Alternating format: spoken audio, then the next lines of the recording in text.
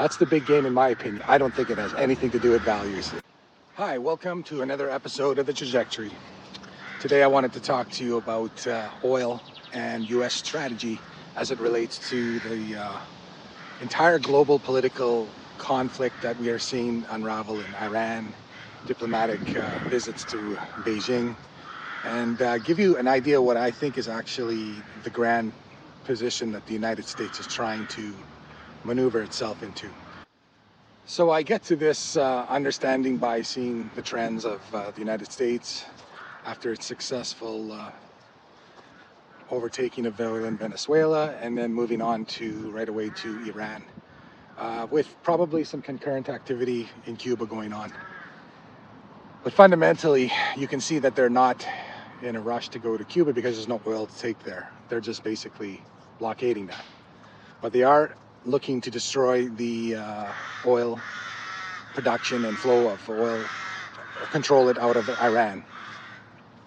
So I think the reason is basically the US is going to use this strategy to try and contain China, and that's their modus apparatus. They need to contain the growth of China so that they can maintain their hegemon power with the US currency. So that's what I see happening, and everything else is just noise. And basically, much of the gamesmanship you see, it's all just distraction in the circus, right in the circus.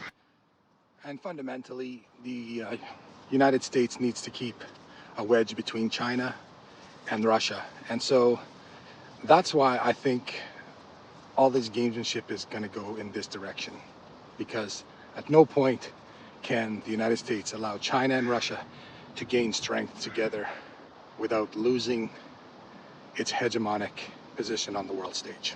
And the conflict in Ukraine, which in my opinion is not likely to last that much longer, because I don't think that Ukraine could sustain the uptick in aggression that's headed its way after all of the drones that they're sending into Russia.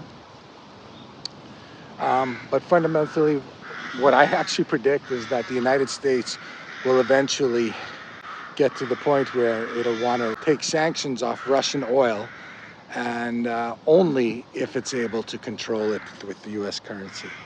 So that's what I see happening. Is we'll see a day where Russian sanctions will be lifted, but it'll be under the conditions where the US is able to influence its flows and where it goes to and with what currency.